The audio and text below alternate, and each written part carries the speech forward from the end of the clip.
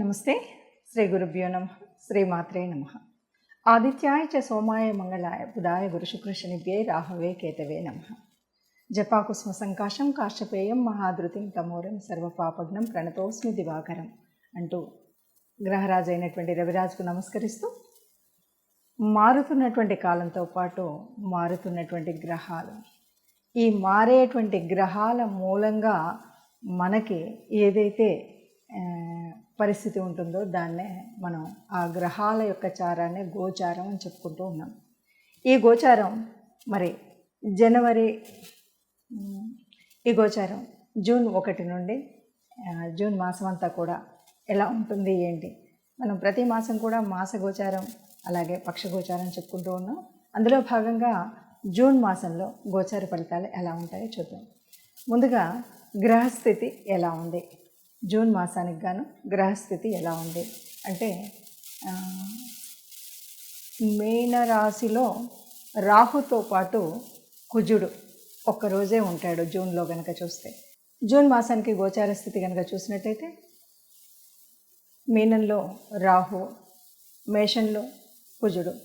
ఇక వృషభంలో కనుక చూసినట్టయితే దాదాపు 4 గ్రహాలు అక్కడే ఉంటాయి. రవితో పాటు గురు, శుక్రుడు, బుధుడు వీరందరూ కూడా ఒకే స్థానంలో ఉండడం, అలాగే కన్యలో కేతువు, ఇక మిగిలినటువంటి శని మనకి కుంభరాశిలో కనిపిస్తున్నాడు. ఈ విధంగా ఉన్నటువంటి గోచార గ్రహాలు ఈ విధంగా ఉన్నప్పుడు గోచార ఫలితాలు ఎలా ఉంటాయి. ఇక చంద్రుడు మనకి 2.5 రోజులకు ఒక రాశి చొప్పున మీన నుండి బయలుదేరి ఒక్కొక్క రాశిలోకి వస్తూ ఉండడం కనిపిస్తుంది. ఇక రెండవ పక్షంలో ఎలా ఉంటుందంటే, రెండవ పక్షంలో అన్ని గ్రహాలు కూడా యాజ్ ఇట్ ఈస్గా ఉన్నాయి. కేవలం 3 గ్రహాలు మాత్రం మారుతున్నాయి. ఏంటి అవి అంటే, 3వ రాశిలో ఉన్నటువంటి బుధుడు, గురు, శుక్రుడు 4వ రాశిలోకి వెళుతున్నాడు. ఇంత మాత్రం మార్పు ఉంది. ఈ మార్పు వల్ల ఎలా ఉంటుంది అంటే, రాహు మొదటి స్థానంలో ఉన్నాడు కాబట్టి వాడి ఆలోచనలన్నీ కూడా ఊహలు, ఆలోచనలు అన్నీ కూడా మితిమీరి ఉంటాయి. సప్తమంలో ఉన్నటువంటి కేతువు మూలంగా వివాహ స్థానం అది, అంటే భార్యాభర్తల సంబంధానికి ఇది పార్ట్నర్ సంబంధం అది. కాబట్టి వ్యాపార విషయాల్లో కానీ వీటి విషయాల్లో కానీ జాగ్రత్తగా ఉండాలి. భార్యతో మాట్లాడేటప్పుడు జాగ్రత్తగా ఉండాలి, భర్తతో మాట్లాడేటప్పుడు జాగ్రత్తగా ఉండాలి. 2వ స్థానంలో కుజుడు ఉన్నాడు కాబట్టి మనం ఎవరితో మాట్లాడినా కోపం లేకుండా మాట్లాడాలి, ఇంట్లో కానీ బయట కానీ, అది వాక్స్థానం కాబట్టి. అలాగే మనకి ఆర్థిక వ్యవస్థ కూడా ఎట్లా అంటే, ఏదో అందరినీ మనం గట్టిగా మాట్లాడి అట్లా ఇబ్బందులు తెచ్చుకోకుండా ఉంటే బాగుంటుంది. అయితే 2వ పక్షంలో జరిగేటువంటిది ఏంటంటే, ఈ మార్పు మూలంగా 3లో ఉన్నటువంటి గురువు కేవలం ఒక్కడుగానే ఉంటాడు. 4లోకి వెళ్ళేసరికి బుధుడు, రవి, శుక్రుడు ఉంటాడు. 4 అంటే మళ్ళీ కుటుంబ స్థానంలో చికాకులు, చింతలు కలగకుండా మనం కొద్దిగా జాగ్రత్తగా ఉండి మాట్లాడేటప్పుడు కానీ, ఏదైనా ఆలోచించి యోజన చేసి మాట్లాడేటప్పుడు, ఇంట్లో కానీ ఒక నిర్ణయం తీసుకునేటప్పుడు ఉన్నట్టయితే బాగుంటుంది అని చెప్పొచ్చు.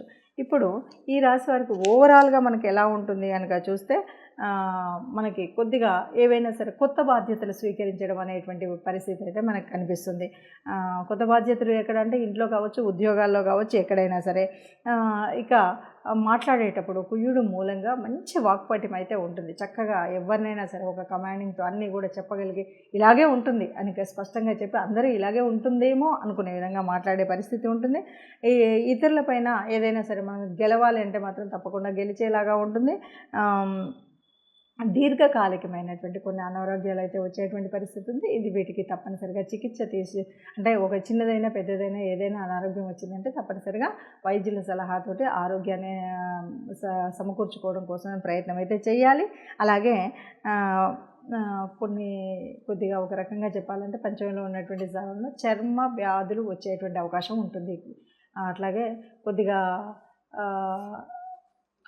ప్రేమ బంధం కానీ, వైవాహిక బంధం కానీ కొందరిలో ఇది కొద్దిగా విచ్ఛిన్నమయ్యేటువంటి పరిస్థితి ఉంటుంది. ఆ విషయంలో జాగ్రత్తగా ఉన్నట్టయితే బాగుంటుంది అని చెప్పచ్చు. ఇప్పుడు ఈ రకంగా ఉన్నటువంటి గ్రహస్థితిని బట్టి మరి ఎలా ఉంటుంది ఫలితం అన్నప్పుడు, దాదాపుగా అంటే ఈ భూమి మీద పుట్టిన ప్రతి ఒక్కరికి కూడా ఆ గ్రహాల యొక్క అనుగ్రహం ఉండాలి. ఎందుకంటే ఇప్పుడు చెప్పుకునేటువంటి గోచారం కోటాను కోట్లకి ఒక రకంగా ఉంటుంది. అంటే కుంభరాశి వాళ్ళంటే ఎంతోమంది ఉంటారు, మేషరాశి వాళ్ళంటే ఎంతోమంది ఉంటారు. అంటే ఇలా అంతమందికి ఎగ్జాక్ట్గా యాక్యురేట్గా కలుస్తుందా అంటే మనకి అంత ఎగ్జాక్ట్గా కలగకపోవచ్చు, కొంత పర్సంటేజ్ మాత్రమే ఉంటుంది. మరి అలాంటప్పుడు ఎందుకు చెప్పుకోవడం అంటే, ఇది చెప్పుకోవడం వల్ల మనం ముందు తీసుకోవాల్సినటువంటి జాగ్రత్తలు ఏవైతే ఉన్నాయో, ఆర్థిక వ్యవస్థలో కానీ, ఆరోగ్య సమస్యల్లో కానీ, ఉద్యోగ వ్యాపారాదుల్లో కానీ, వివాహ బంధంలో కానీ, గృహ సంబంధమైనటువంటి కుటుంబ వ్యవస్థలో కానీ,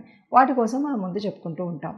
మరి నిజమైనటువంటి గ్రహముల యొక్క స్థితి ఎలా తెలియాలి అంటే, మన యొక్క పర్సనల్ జాతకం ఎలా తెలియాలి అంటే, తప్పనిసరిగా మన యొక్క జన్మ కుండలిలో ఏ ఏ గ్రహాలు ఎక్కడెక్కడున్నాయి, ఏ దశ నడుస్తుంది, ఈ దశతో పాటు మరి జన్మకుండలిలో ఏ గ్రహాన్ని అంటే లగ్నాన్ని ఏ ఏ రాసులు చూస్తున్నాయి, రాసుల్లో ఏ ఏ రాసుల్లో ఏ గ్రహాలు ఉపస్థితిలో ఉన్నాయి, అంతేకాదు దృష్టి ఎలా ఉంది, యుతి ఎలా ఉంది, ఏ రాశి యొక్క దశ అంతర్దశ నడుస్తుంది, ఏ గ్రహం యొక్క దశ అంతర్దశ నడుస్తుంది, ఈ విషయాలన్నీ కూడా మనకు తెలియాల్సి ఉంటుంది.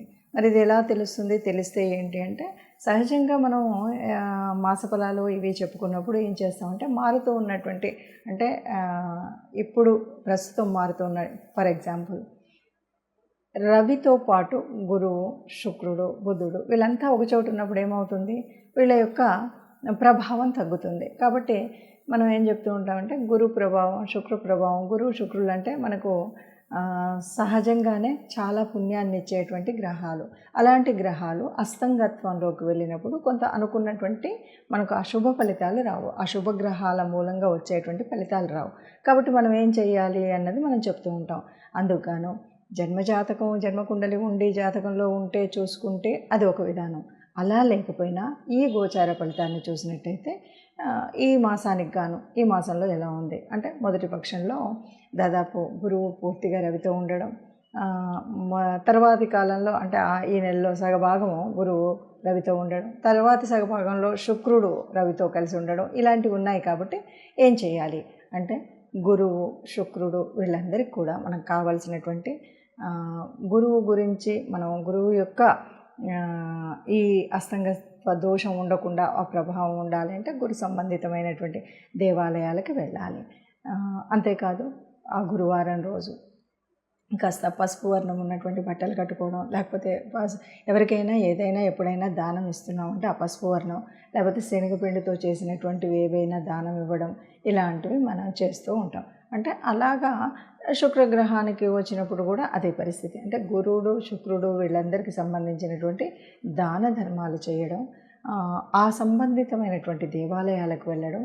అదే కాదు అంటే తప్పనిసరిగా నవగ్రహ మండపం అయితే ఉంటుంది ఏ దేవాలయంలోనైనా, నవగ్రహ మండపానికి వెళ్ళి మనం నవగ్రహాలకి ప్రదక్షిణ చేయడం, దీపం వెలిగించడం, ఇవి మీకు వీలైనప్పుడు తోచినప్పుడు ఈ మాసం అంతా ఉంటుంది. కాబట్టి మీరు గురు శుక్ర గ్రహాలు సరిగ్గా లేవు కాబట్టి గురువారం, శుక్రవారం నాకు ఇలా వీలవ్వట్లేదు అంటే మనం మాస మొదట్లోనే ఏ కోశాలకన్నా వెళ్ళి గోగ్రాసం కోసం వారికి కాస్త డబ్బులు ఇవ్వడం, ఇలాంటివి ఏదైనా చేయొచ్చు. లేదు ఇవేవి కాదు, మరి వాళ్ళు ఇస్తారో, వాళ్ళు పెడతారో పెట్టరో, గోగ్రాసం ఇలాంటి అనుమానాలు మనకు చాలా ఉంటాయి. కాబట్టి అలాంటి పరిస్థితుల్లో మనం ఏం చేయాలి అంటే, మీకు వచ్చినటువంటి గురుస్తుతి, అట్లాగే శుక్రగ్రహానికి సంబంధించినటువంటి స్తుతి ఇవి చేసుకోవాలి. అట్లాగే మరి శని ఉన్నటువంటి ప్రదేశం, శని యొక్క దృష్టి, ఇవన్నీ కూడా ఈ మాసంలో మనకు తగులుతున్నటువంటి గ్రహాలు ఏవైతే, ఈ రాశులు ఏవైతే ఉన్నాయో, అర్ధాష్టమ శని ఫర్ ఎగ్జాంపుల్ వృశ్చిక రాశి అర్ధాష్టమ శని ఉంది.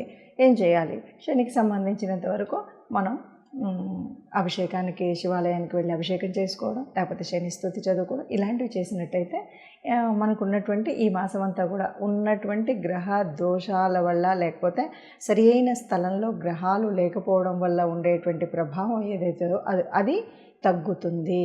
దానికోసం మనం ఈ చిన్న చిన్న పరిహారాలు చేసుకుంటే సరిపోతుంది. అందరూ సుఖంగా ఉండాలని, అందులో మనం కూడా ఉండాలని భావిస్తూ సర్వే జన సుఖినో భవంతు.